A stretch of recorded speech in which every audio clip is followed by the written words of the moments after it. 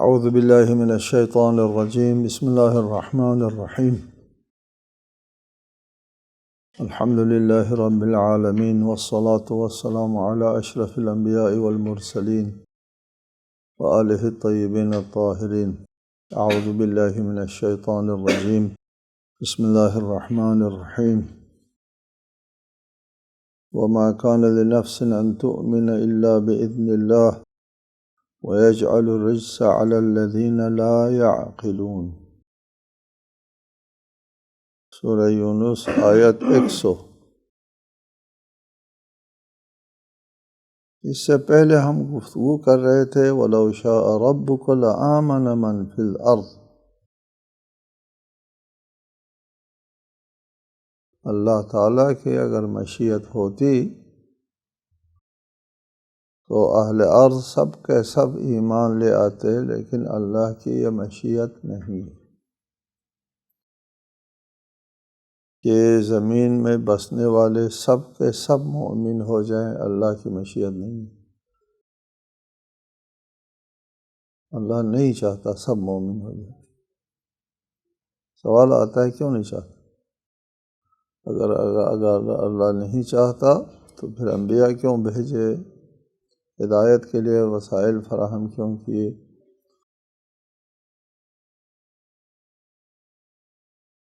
اللہ کیوں نہیں چاہتا؟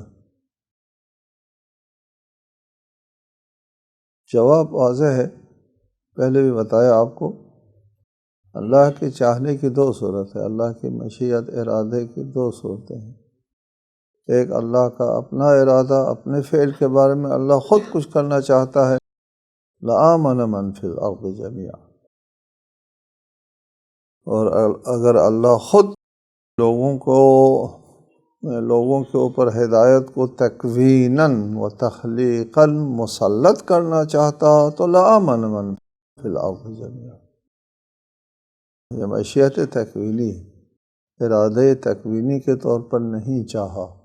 جبری ایمان اللہ کے لیے مطلوب نہیں ہے، مسلط کردہ ایمان کی کوئی قیمت نہیں ہے۔ اللہ نے اس طرح نہیں چاہا۔ اللہ نے چاہا ہے وہ ایمان جو انسان خود انجام دے۔ عرض کیا دو ارادے اللہ تعالیٰ کے، ارادے تکوینیہ، ارادے تشریعیہ۔ ارادے تکوینیہ یہ ہے کہ اللہ تعالیٰ خود کوئی کام انجام دینا چاہتا ہے، اس کے لیے اللہ تعالیٰ نے فرمایا اذا اراد شیئا ان یقول له کن فیکون۔ اس میں کوئی چیز رکاوٹ نہیں بن سکتی، ہو جاؤ وہ فوری ہو جاتا ہے۔ دوسرا ارادہ تشریعی ہے، وہ خدا خود نہیں کرنا چاہتا، خدا چاہتا ہے ہم کریں، اس کو ارادہ تشریعی کہتے ہیں۔ خدا چاہتا ہے ہم لوگ کریں، ہم لوگ کرتے بھی ہیں، نہیں بھی کرتے ہیں، یہاں جبر نہیں ہے۔ اللہ چاہتا ہے ہم ایمان لے آئیں۔ اس آیت میں فرمایا اگر اللہ چاہتا خود ایمان کو مسلط کرے لوگوں کے اوپر، لَآمَنَ مَنْ فِي الْأَرْضِ جَمِيعًا۔ اللہ کے اس ارادے میں کوئی رکاوٹ پیدا نہیں کر سکتا، لیکن اللہ نے ایسا نہیں چاہا۔ پھر کیا چاہا؟ اللہ نے چاہا ہم ایمان لے آئیں، ہم سے چاہا ہے۔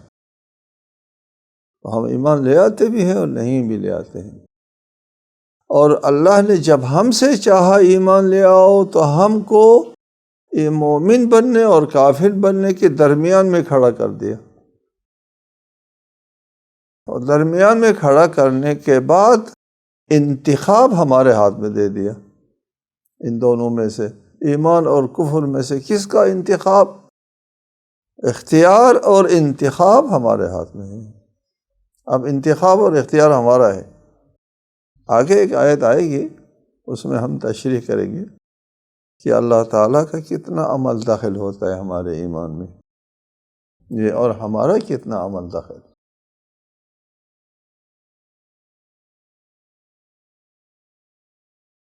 اگلی آیت میں فرمایا وَمَا كَانَ لِنَفْسٍ أَن تُؤْمِنَ إِلَّا بِإِذْنِ اللَّهِ۔ کسی متنفس کے لیے یہ حق نہیں پہنچتا، ہو نہیں سکتا اس سے کہ وہ ایمان لے آئے الا باذن اللہ، اللہ کی اجازت کے بغیر۔ اذن خدا کے بغیر ایمان نہیں لا سکتا۔ ان دو آیتوں کو آپ جوڑیں گے آپس میں۔ پہلی آیت میں فرمایا کہ اللہ نے یہ نہیں چاہا کہ اہل ارض سب کے سب ایمان لے آئیں، اور جو بھی ان میں سے ایمان لے آتا ہے تو وہ اللہ کی اجازت سے ایمان لے آتا ہے۔ اللہ کا اذن کیا ہے؟ اذن خدا کیا ہے؟ اس میں فرمایا کہ کوئی شخص مومن نہیں ہو سکتا جب تک اللہ اس کو اذن نہ دے۔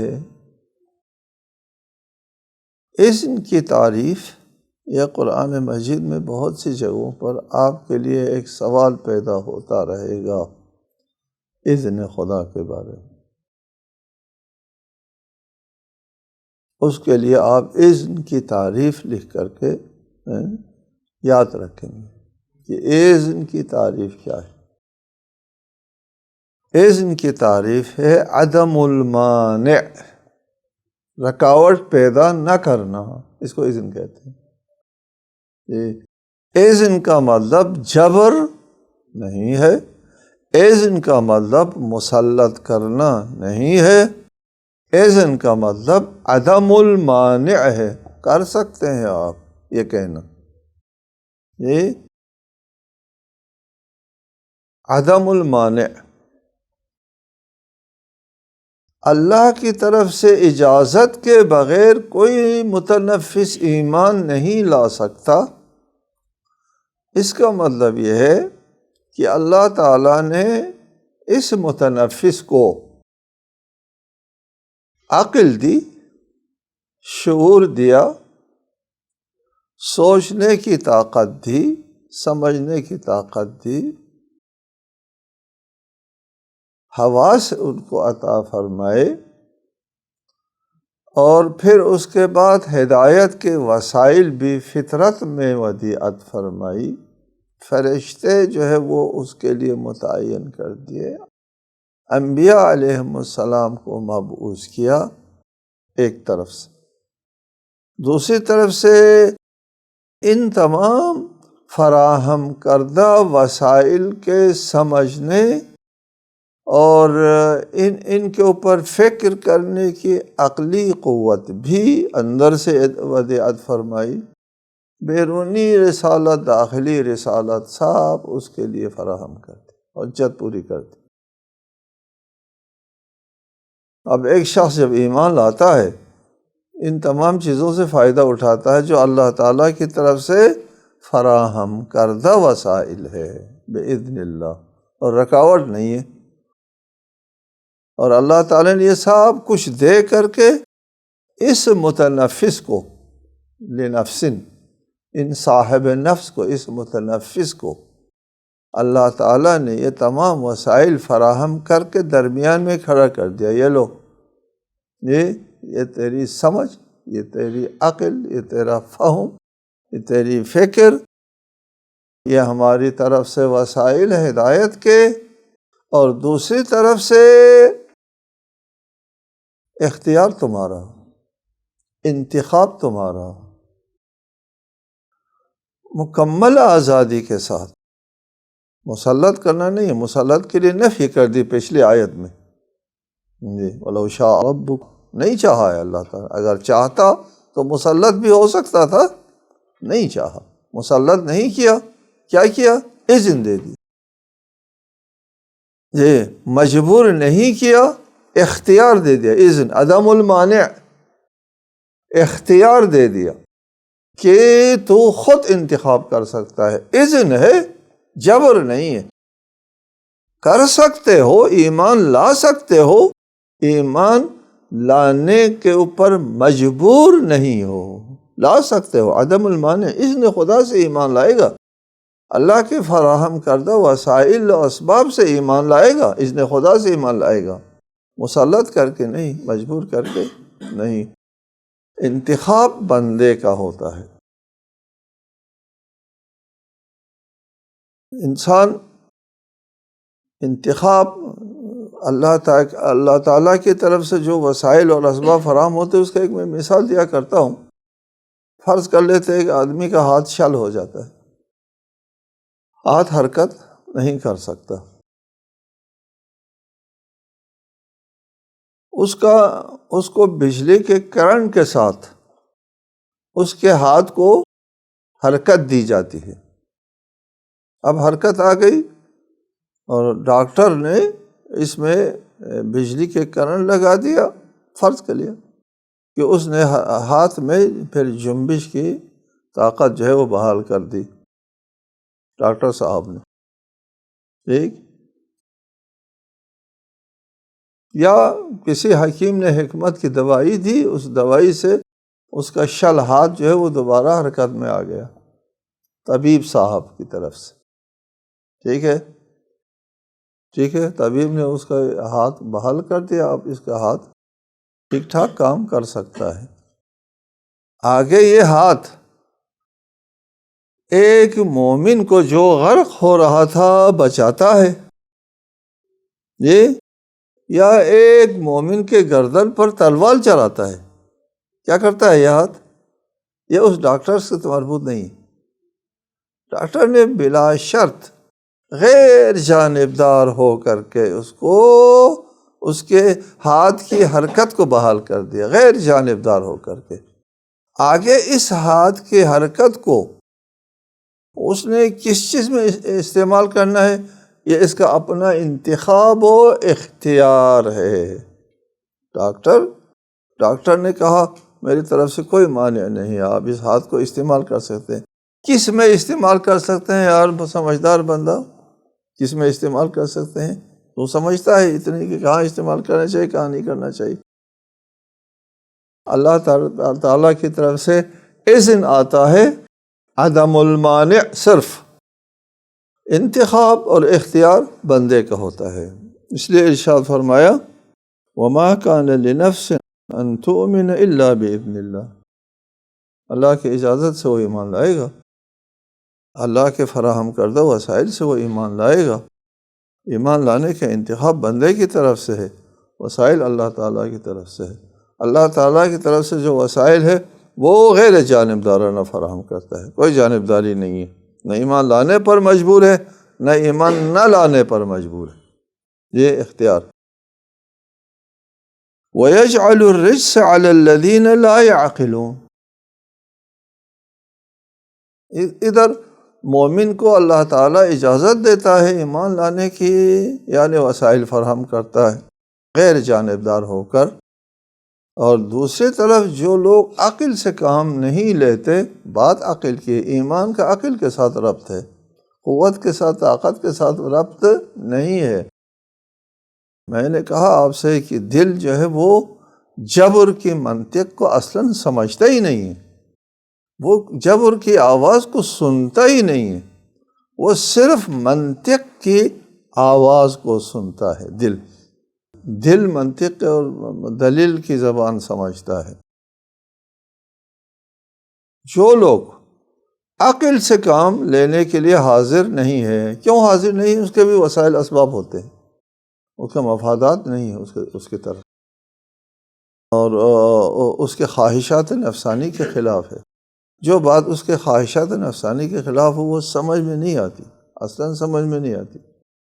آج بھی ہم دیکھتے ہیں ایک مسئلہ شرعی جو ہے وہ اختلافی لوگ آتے ہیں، آ کر کے ہم سے فیصلہ مانگتے ہیں، اگر فیصلہ اس کے حق میں ہے فوراً بات سمجھ میں آ جاتی ہے، اور اگر فیصلہ اس کے خلاف ہو آپ 1000 بار تکرار کرو اس کے سمجھ میں نہیں آتی۔ یہ یار اس کے حق میں جب ہوا تو ایک مرتبہ بتانے سے بات سمجھ میں آ گئی، اور اس کے خلاف فیصلہ سمجھ میں ہی نہیں آتی۔ کیوں سمجھ میں نہیں آتی؟ اس کے مفاد کے خلاف ہے، اس کے خواہشات کے خلاف ہے، بات جاتی نہیں اندر، الا ان کہ کوئی انسان پاکیزہ ہو تو وہ اس کے خلاف ہو تو بھی سننے کے لیے آمادگی ہوتی ہے، حق میں ہو تو بھی سننے کے لیے آمادگی ہوتی ہے۔ جو مفاد پرست ہوتے ہیں لا یعقلون ہوتے ہیں، وہ عقل سے کام نہیں لے سکتے، نہیں لیتے، ٹھیک ہے۔ ایسے لوگوں کے لیے جن کے عقلوں کے اوپر خواہشات اور مفادات کا پردہ پڑا ہوا ہوتا ہے، یجعل الرجس، یہ اللہ تعالیٰ جو ہے وہ ناپاکی کو ان کے اوپر جو ہے وہ مسلط کر دیتا ہے یہاں پر یہ یجعل جعل، یہاں اذن نہیں ہے، ادھر ایمان کے لیے اذن ہے، ادھر جعل ہے، ادھر ان کے بندے کے اختیار میں ہے، یار ایمان لا سکتے ہو نہیں بھی لا سکتے ہو، درمیان میں کھڑا کر دیا، انتخاب و اختیار اس کے ہاتھ میں دے دیا، اور جب اس نے اختیار کر دیا کفر کی طرف کو، جب ادھر آ گیا لا یعقلون ہو گئے یہ لوگ، یہ اللہ تعالیٰ کے اذن کا سے اس نے فائدہ نہیں اٹھایا، دوسری طرف جو ہے وہ جھک گیا، چھوڑ دیا، حرف حق سننے کے لیے حاضر نہیں، لا یعقلون ہو گیا۔ جب اس نے فیصلہ کر دیا ایمان نہ لانے کا، یہ عقل پر پردہ پڑنے کی وجہ سے ایمان نہ لانے کا جب فیصلہ کر دیا، یجعلو آ گیا، یہاں اذن نہیں ہوتا نا، اذن تو پہلے دیا تھا اس کو، ایمان لانے کے اذن پہلے مرحلے میں دے دیا تھا، جب اس نے ہٹ دھرمی اور مفاد پرستی میں آ کر کے عقل سے کام نہیں لیا، یجعل الرجس، یہ بات ہم ہمیشہ بتایا کرتے ہیں، بارہا قرآن میں بھی اس کا بارہا ذکر آئے تو ہم بھی بارہا بیان کرتے ہیں کہ جب ایک آدمی قابل ہدایت نہیں رہتا اللہ اس سے ہاتھ اٹھا لیتا ہے، یجعل الرجس یہی ہے، جب ہاتھ اٹھا دیتا ہے تو پاکیزگی اللہ کی طرف سے آنا تھی، وہ تو ایک سورس تھا وہ بند ہو گیا، اور کہاں سے کیا آئے گا، ہدایت ملنے کا ایک حوالہ تھا وہ اللہ تعالیٰ کی ذات، وہاں سے جب ہدایت نہیں آتی تو کسی اور طرف سے تو ہدایت تو آنا نہیں ہے، تو کیا ضلالت، یہ ہے یجعل الرجس کہہ دیں آپ، ان کے اوپر مہر لگانا کہہ دیں آپ، وَيُضِلُّ مَن يَشَاءُ يُضِلُّ کہہ دیں، ختم اللہ کہہ دیں، یضل کہہ دیں، یجعل الرجس کہہ دیں، تعبیرات مختلف ہے، بات ایک ہے، اس کو آپ ذہن میں رکھیں۔ اگلی آیت ہے قُلِ انظُرُوا مَاذَا فِي السَّمَاوَاتِ وَالْأَرْضِ وَمَا تُغْنِي الْآيَاتُ وَالنُّذُرُ عَنْ قَوْمٍ لَا يُؤْمِنُونَ، کہہ دیجئے آسمانوں اور زمین میں نظر ڈالو کہ ان میں کیا کیا چیزیں ہیں، اور جو قوم ایمان لانا ہی نہیں چاہتی اس کے لیے آیات اور تنبیہیں کچھ کام نہیں دیتی۔ قُلِ انظُرُوا مَاذَا فِي السَّمَاوَاتِ وَالْأَرْضِ،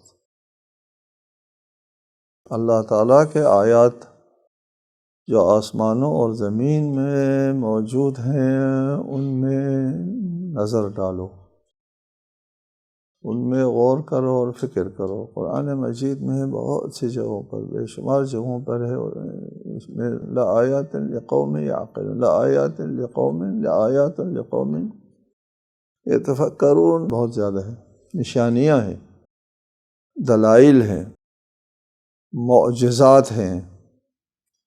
کس چیز کے دلائل، کس چیز کے معجزات، اس کا تعین ضروری ہے قرآن فہمی کے لیے، اور اس کا تعین ہوتا ہے مخاطبین سے، مخاطب جو ہے وہ کس چیز کا منکر ہے، مخاطب جس چیز کا منکر ہوگا اس چیز کے بارے میں لآیات کہیں گے۔ مخاطبین اگر اللہ کے وجود کے منکر ہیں، ٹھیک ہے، تو اس وقت آیات اللہ تعالیٰ فرمائیے ہم بھی بیان کر سکتے ہیں، اللہ تعالیٰ ہے، کچھ لوگ کہتے ہیں خدا نہیں ہے، سب کچھ طبیعت ہے، ان کے مقابلے میں یہ آیات ہو جائیں گے اللہ تعالیٰ کے وجود کے آیات، ایک شعور اور ارادے کے وجود کے آیات۔ اور اگر مخاطبین جو ہے اللہ کی ربوبیت و مدبریت کے منکر ہے تو پھر یہ ہے اللہ کی ربوبیت کی آیات، اللہ کے مدبر کائنات ہونے کے آیات، کہ اللہ کے ساتھ کوئی اور مدبر نہیں ہے، یہ سب اللہ تعالیٰ کے ہاتھ میں ہے، بیدہ ملکوت کل شیء، ہر چیز کی بادشاہت اللہ کے ہاتھ میں ہے، ہر چیز، کوئی چیز، کوئی ذرہ برابر چیز اللہ کی بادشاہت، اللہ کے قبضے قدرت، اس کے بادشاہت کی ملکوت یعنی ملکیت کا صیغہ مبالغہ ہے نا، ملکیت، اللہ تعالیٰ کی قبضہ ملکیت میں مالک خدا ہے۔ رب کا ترجمہ میں ہمیشہ کہا کرتا ہوں، رب کا ترجمہ مالک کرو، مالک ہے، رب کا معنی مالک ہے، ہم ترجمہ پروردگار سے کرتے ہیں، پروردگار یعنی مالک کے اعتبار سے، رب کا مطلب پالنے والا نہیں ہے، یہ جو غلط فہمی ہے، رب کا مطلب پالنے والا نہیں، تربیت سے نہیں ہے۔ رب کا مطلب جو ہے وہ ربۃ البیت کہتے ہیں، مالک سفینہ، رب السفینہ، ربۃ البیت، رب السفینہ کہتے ہیں، مالک سفینہ، کشتی کے مالک کو رب کہتے ہیں۔ اللہ تعالیٰ کی کس چیز کی نشانی ہے؟ عموماً قرآن مجید کے مخاطبین مشرکین ہیں۔ مشرکین کا عقیدہ کیا تھا؟ عقیدہ یہ تھا کہ اللہ تعالیٰ موجود ہے، اللہ کے منکر نہیں تھے یہ لوگ معاد کے منکر تھے، یہ لوگ رسالت کے منکر تھے اور مشرک تھے۔ مشرک کا مطلب یعنی کس چیز میں شرک تھے؟ وہ شرک فی الخالقیت، کہ وہ دو ذات کو خالق سمجھتے تھے، نا، خالق تو صرف اللہ کو سمجھتے تھے۔ خالقیت میں وہ لوگ مشرک نہیں تھے۔ جن مشرکین کی طرف اللہ تعالیٰ نے انبیاء کو مبعوث فرمایا ہے، وہ تمام کے تمام مشرکین جو ہے وہ اللہ کو خالق مانتے ہیں۔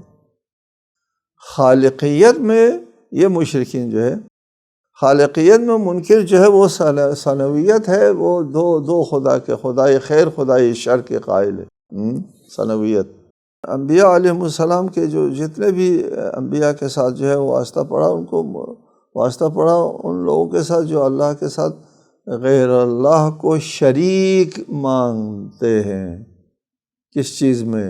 خالقیت میں نا، شریک مانتے ہیں مدبریت میں، تدبیر کائنات میں شریک، اس لیے وہ ان کی بندگی کرتے ہیں، عبادت کرتے ہیں۔ عبادت کس لیے کرتے ہیں؟ دنیاوی مفاد کے لیے عبادت کرتے ہیں، آخرت کے تو قائل نہیں ہیں، ثواب کے وہ جزا اور جہنم و جنت کے یہ لوگ قائل نہیں ہیں، تو پھر کیوں کس لیے عبادت کرتے ہیں؟ اپنی دنیا کے لیے۔ کوئی رب ہوتا ہے، روزی کا رب ہوتا ہے، کوئی شادی کا رب ہوتا ہے، کوئی فتح و نصرت کا رب ہوتا ہے، کوئی بارش کا رب ہوتا ہے، تو بارش کے لیے وہ بارش کے رب کی عبادت کرتے تھے، فتح و نصرت کے لیے فتح و نصرت کے رب کی عبادت کرتے تھے۔ اپنی دنیاوی مفادات کے لیے وہ لوگ اپنے معبودوں کی عبادت کیا کرتے تھے، یہ سمجھ کر کہ اس کے ہاتھ میں بارش دینا ہے۔ خالق نہیں مانتے تھے وہ اپنے معبودوں کو، وہ رازق مانتے تھے، رزق دیتا ہے، روزی ہمارا یہ معبود روزی دیتا ہے، اور یہ معبود جو ہے وہ فتح و نصرت دیتا ہے، اس لیے وہ ان کی طرف رجوع کرتے تھے۔ جب قرآن مجید فرماتا ہے کہ اللہ تعالیٰ کی نشانیاں، تو پھر کس بات کی نشانیاں؟ اس بات کی نشانیاں ہیں آسمان اور زمین میں کہ مدبر خود اللہ تعالیٰ ہے، ان تمام چیزوں کا اختیار اللہ تعالیٰ کے ہاتھ میں ہے۔ قُلِ انظُرُوا ماذا فی السماوات والارض، جو آسمانوں اور زمین میں جو چیزیں موجود ہیں ان پہ نگاہ ڈالو کہ کیا خلق اور تدبیر قابل تفریق ہے۔ ٹھیک ہے، قرآن کا جا بجا جو ہے یہ اس بات پر استدلال ہے کہ خلق اور تدبیر قابل تفریق نہیں ہے، جو خالق ہے وہی مدبر ہے۔ اللہ تعالیٰ نے دیکھو آسمان اور زمین کو دیکھو، اگر اس آسمان کا خالق خدا ہے، خداوند عالم نے آسمان کو خلق کرتے ہوئے اس خلق کے اندر کائنات کی تدبیر ودیعت فرمائی ہے۔ مثلا سورج کو خلق کر دیا اور سورج کی شعاؤں کو ایسا خلق کر دیا کہ اس میں زندگی، اس زمین پر بسنے والوں کی زندگی کی تدبیر ہے۔ شعاؤں کو خلق کرتے ہوئے اگر زندگی ایسی تدبیر کو نظر میں نہ رکھتا تو یہ قاتل شعاؤں کی وجہ سے یہاں زمین پہ زندگی جو ہے وہ موجود ہونا ناممکن ہو جاتی۔ اگر خلق کے اندر تدبیر نہیں، زمین کو خلق فرمایا، زمین کے اندر رویدگی ودیعت فرمائی، خلق کرتے ہوئے، بعد میں نہیں کہ زمین کو اللہ نے خلق کیا، پھر ان کے معبودوں نے اس زمین میں رویدگی ودیعت فرمائی اور پھر معبودوں نے روزی دینا شروع کر دیا۔ یہ ناممکن ہے، خالق تو ایک ہے ان کے مشرکین کے نزدیک بھی۔ خالق نے جب زمین خلق کیا تو زمین میں رویدگی ودیعت فرمائی، قل انظروا، دیکھو خالق ہی مدبر کائنات ہے، خالق ہی کے ہاتھ میں تمہاری زندگی ہے۔ قل انظروا ماذا فی السماوات والارض، آسمانوں میں کیا چیزیں ہیں تمہاری زندگی سے مربوط، زمین میں کیا کیا چیزیں اللہ تعالیٰ نے وعدہ فرمائی ہے تمہاری زندگی سے مربوط۔